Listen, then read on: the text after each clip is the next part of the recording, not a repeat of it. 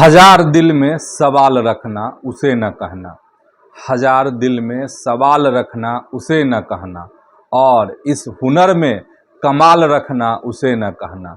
तुम्हारी सारी उदासियों का सबब वही है, तुम्हारी सारी उदासियों का सबब वही है। ये ठीक है पर ख्याल रखना उसे न कहना। सियासत की दो बड़ी खबरें, एक बिहार की और एक दिल्ली और पंजाब की। बिहार में यही कि फ्लोर टेस्ट था सम्राट की सरकार का और एकदम फर्स्ट डिवीजन से पास, ठीक। लेकिन एक कसमकस दिखी विजय सिन्हा को। तो वो कसमकस क्या थी वो बताएंगे।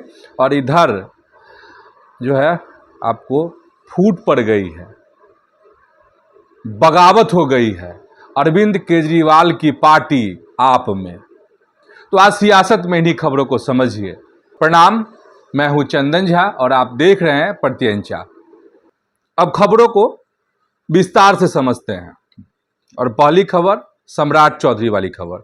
सम्राट चौधरी के लिए आज अग्नि परीक्षा, मतलब 24 अप्रैल को अग्नि परीक्षा की घड़ी थी और उस अग्नि परीक्षा को पास कर ली है सम्राट चौधरी ने। यानी कि फ्लोर टेस्ट था और फ्लोर टेस्ट में जो है पूरा अपार बहुमत कहिए और वोटिंग की नौबत नहीं आई।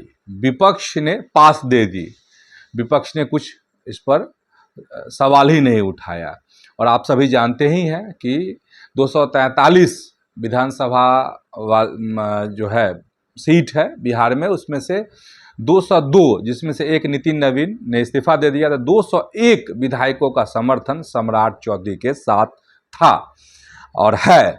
मतलब एक बहुत मजबूत सुदृढ़ सरकार सम्राट चौधरी के साथ है। अब देखिए कि आखिर कुछ खास चीजें हम बहुत संक्षेप में बताना चाहते हैं। जो मुझे खास जो चीजें लगी विधानसभा की जो कार्यवाही हुई उस दौरान, और खास ये लगी कि सवाल जो है उठाए गए विपक्ष की तरफ से। तेजस्वी यादव ने सवाल उठाए और तेजस्वी ने जो कहा वो महत्वपूर्ण है। हम संक्षेप में बताते हैं आपको। तेजस्वी ने कहा कि सरकार का खजाना खाली है, इस पर सवाल उठाया तेजस्वी ने। इसके बाद कहा कि 2025 से 30 फिर से नीतीश का जो नारा था एनडीए का विधानसभा चुनाव में, वह झूठा था, ठगी की गई है बिहार की जनता के साथ, ये था। और फिर सवाल था उनका तेजस्वी यादव का कि बिहार में 5 साल में 5 मुख्यमंत्री की बार बार शपथ ग्रहण सरकार बदलती है, ये था। इसके अलावे था कि सीएम को पगड़ी संभालने की सलाह दी, चुटकी ली सम्राट चौधरी की, और कहा वह बात याद दिलाई तब जब नीतीश कुमार तेजस्वी यादव के साथ थे और महागठबंधन की बिहार में सरकार थी और सम्राट चौधरी ने कसम खाई थी कि वह पगड़ी उन्होंने बांध ली थी अपने सर पर और कही थी कि जब तक हम नीतीश कुमार को सत्ता से नहीं हटाएंगे तब तक यह पगड़ी नहीं खोलेंगे। बाद में चीज़ें बदलती हैं, नीतीश कुमार एनडीए के साथ आते हैं और सम्राट चौधरी जो अपना पगड़ी खोलते हैं। यानी नीतीश कुमार सत्ता से नहीं हटते हैं, लेकिन पगड़ी खोलनी पड़ी थी सम्राट चौधरी को। अयोध्या गए थे, सरयू में स्नान किया था, बहुत हुआ था, बहुत कुछ, बहुत पत्रकारों को ढो ढा के ले गया था कि भाई वहां कवर कीजिए, नहीं तो याद दिला दिए, तो उसी को याद दिला रहे थे। लेकिन तेजस्वी ने जो तंज किया, कहा कि देखिए सम्राट जी सावधान रहिएगा, आपकी पगड़ी पर नजर है विजय सिन्हा की। तो पूरे सदन में, और हम लोग भी मौजूद थे, तमाम पत्रकार भी मौजूद थे, तो जबरदस्त जो है वो समा बंध गया और लोग हंसी नहीं रोक पाए। तमाम विधायक और जो पत्रकार थे या जो भी उस सदन की कार्यवाही को देख रहे थे, ठीक। तो एक ये था। इसके बाद एक बड़ा कटाक्ष, बड़ा तंज है वाकई में तेजस्वी यादव का, बहुत तीखा और नोकीला है भाजपा के लिए।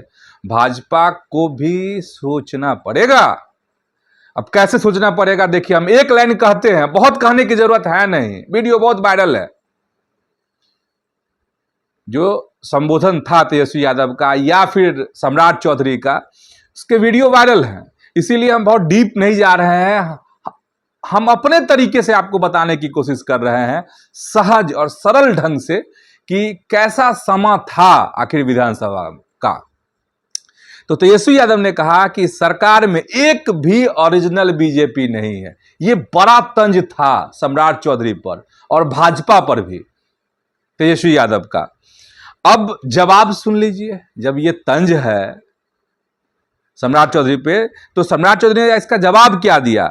बहुत तीखा जवाब। वैसे भी तीखा अंदाज रहता है सम्राट चौधरी का, कद काठी से भी ये है, तो जवाब दिया इन्होंने भी एकदम करारा जवाब।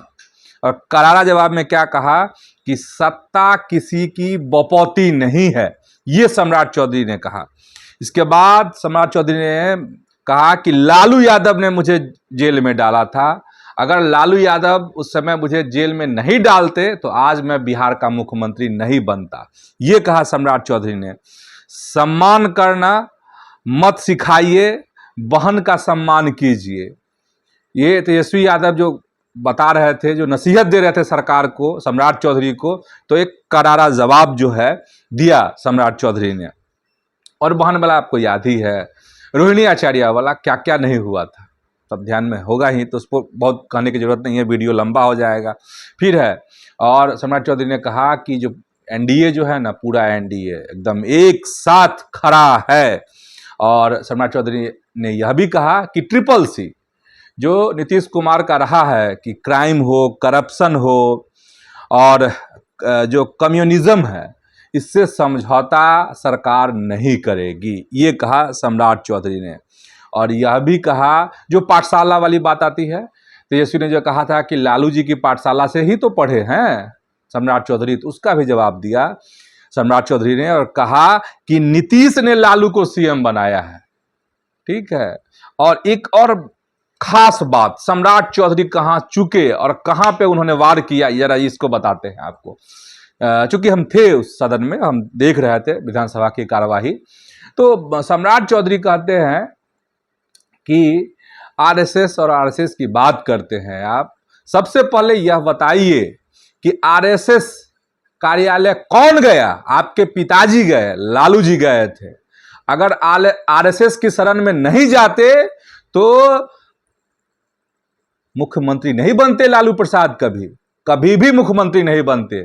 और उस समय आरएसएस के समर्थन की जरूरत थी, भाजपा के समर्थन की जरूरत थी, और भाजपा ने ही समर्थन दिया था, 33 विधायकों का समर्थन मिला था, और उसी बदौलत जो है पहली बार बिहार के मुख्यमंत्री बने थे लालू प्रसाद। ये कहा, पुरानी बात याद दिलाई तेजस्वी यादव को कि आप जो कहते रहते हैं, या लालू जी जो कहते रहते हैं हमेशा कि हमने समझौता नहीं किया, हमने अपने घुटने नहीं टेके, इस पर कहा कि घुटना तो सबसे पहले लालू यादव ने टेका था आरएसएस के सामने और समर्थन लिया था, मुख्यमंत्री बने थे, तो करारा वार। अब लेकिन जो मैं देख रहा था उसमें एक बात मुझे खटकी और मुझे लगा कि आप सबको बताना चाहिए, और बताना भी चाहिए, और आप सब भी इस वीडियो को इतना शेयर कीजिए, इतना इस पे कमेंट कीजिए कि सम्राट चौधरी बिहार के मुख्यमंत्री तक बात पहुंच जाए।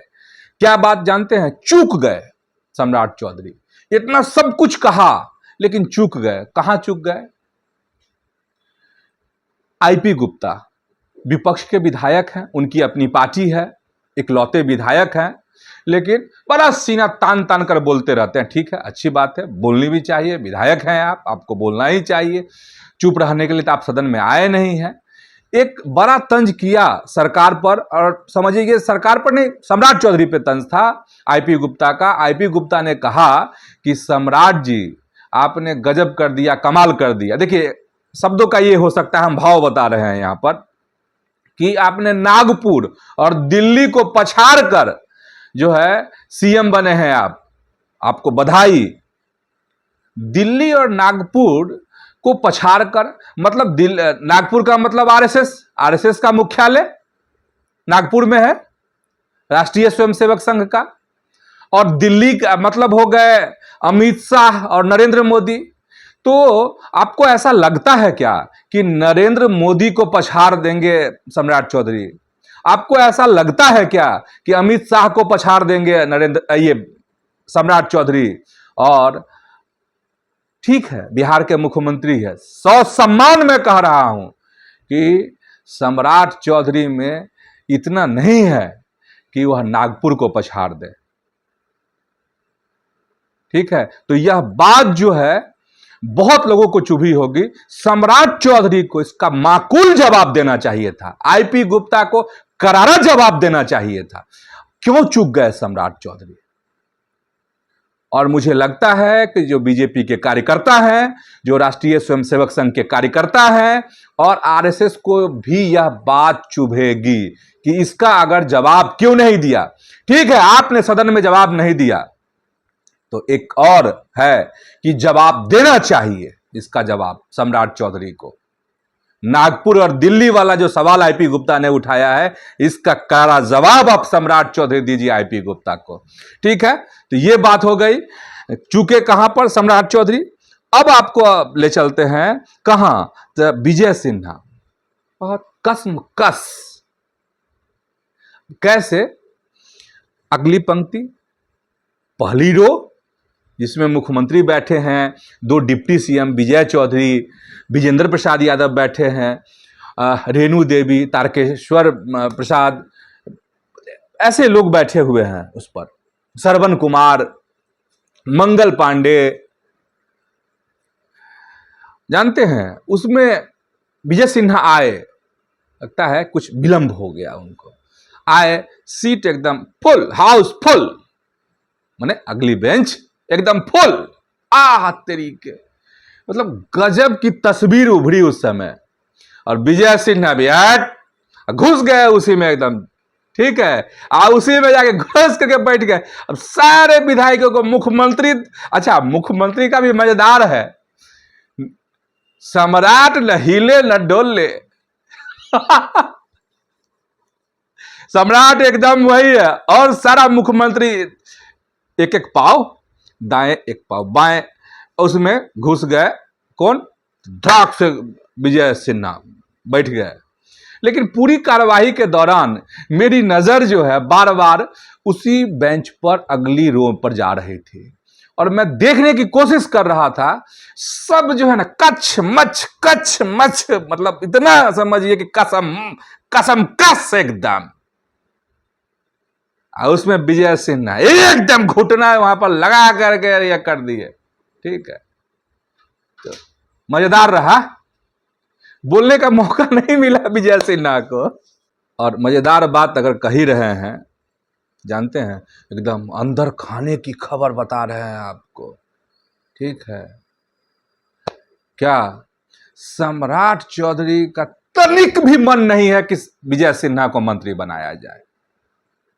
तनिक भी मन नहीं है। नहीं कहते हैं कि 0.00% नहीं, अरे बट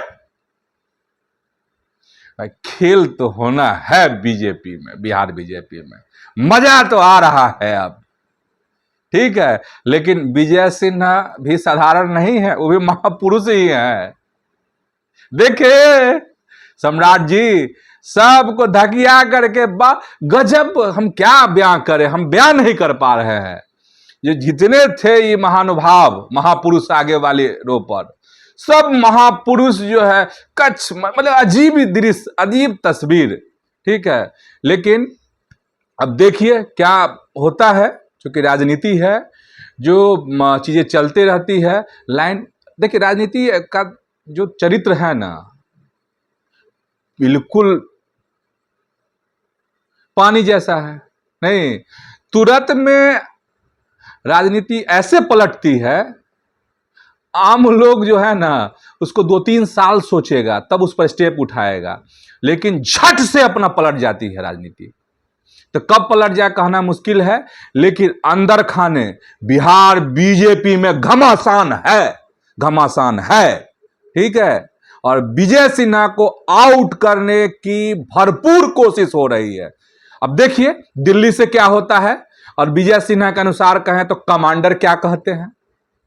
नहीं, वैसे पहली बार हम सुने थे कि बीजेपी में भी कमांडर शब्द का इस्तेमाल वामपंथियों का तो रहा है, लेफ्ट पार्टियों का तो रहा है, उसके कमांडर होते हैं, लेकिन भाजपा में पहली बार जो है कमांडर शब्द सुनने को मिला था जब बयान आया था विजय सिन्हा जी का, याद है ना। चलिए, अब कमांडर की बात कर रहे हैं और राजनीति के रंग बदलने की बात कर रहे हैं, तो चलिए रंग बदल गया है। कहाँ? तो दिल्ली में राघव चड्ढा ने असली रंग दिखाया है, अपना असली रूप। यही कहा जा रहा है कि प्रताड़ित थे, लड्डू खा लिए हैं नितिन नवीन से, एकदम मुंह मीठा। ठीक है, देख रहे हैं ऑपरेशन पर ऑपरेशन किए जा रहे हैं नितिन नवीन। बिहार में एकदम कुर्सी पलट, वहां पर क्या हो गया, वहां भी 10 सांसद हैं राज्यसभा में आम आदमी पार्टी के, और 7 जो है ने बगावत कर दी है। और कहा तो यह जा रहा है कि 7 नहीं, यह संख्या 8 भी हो सकती है। और जिस तरीके से राघव चड्ढा ने या राघव चड्ढा के खिलाफ आम आदमी पार्टी के नेता ने हल्ला बोला था और उसका जवाब घातक हूं तो घायल हूं, पता नहीं क्या होता है, घायल हूं कि घातक हूं, इस सब तरह की बातें जब करने लगे थे तो उस समय बातें समझ में आ रही थी कि अब बागी हो गए हैं राघव चड्ढा। और बागी हो गए हैं तो समझिए कि उसका असर दिखा। और राघव चड्ढा ने बीजेपी ज्वाइन कर लिया। संदीप पाठक हैं, अशोक मित्तल हैं, स्वाति मालीवाल की भी खबर जब हम रिकॉर्ड कर रहे थे तो उनका कहना था कि हम बाहर हैं, दिल्ली आते हैं, तो वह भी बीजेपी, उनके भी बीजेपी ज्वाइन करने की खबर आ रही है, और मतलब ज्वाइन करेंगी। अभी जब हम रिकॉर्ड कर रहे हैं तब तक की खबर बता रहे हैं आपको। तो ये स्थिति है। अच्छा, इस स्थिति का क्या होगा? इसमें आपको हरभजन सिंह का भी नाम है। हरभजन सिंह ने ज्वाइन नहीं किया है, लेकिन वो भाजपा ज्वाइन करने वाले हैं। क्रिकेटर हैं हरभजन सिंह, जानते ही हैं। एक स्वाति मालीवाल जो है वो दिल्ली की हैं, बाद बाकी सारे नेता पंजाब के हैं। और पंजाब में 2027 में चुनाव होना है, तो आप समझ लीजिए इसके क्या मायने हैं और मतलब है। तो दूसरे वीडियो में हम आपको बताएंगे वहां की सियासत, पंजाब में क्या हो सकता है, क्यों बगावत हुई। बस हम अभी खबर बता रहे थे कि दिल्ली में भी खेला चालू है। अरविंद केजरीवाल जो है वो पस्त हो गए हैं। एक चाल चली है, किसने? तो नितिन नवीन ने। नितिन नवीन को लोग बच्चा समझता है, यहां बिहार बीजेपी के भी नेता लोग समझते हैं। तो देख रहे हैं यहां कुर्सी बदली और वहां भी पंजाब में भी सिंहासन डोल रहा है। तो चलिए आज इतना ही सियासत में। आप YouTube पर प्रत्यंचा को सब्सक्राइब कीजिए, फेसबुक पर पेज को जो है सबसे पहले फॉलो कर लीजिए, वीडियो को लाइक कीजिए और शेयर भी कर दीजिए। तो आज इतना ही, धन्यवाद, प्रणाम।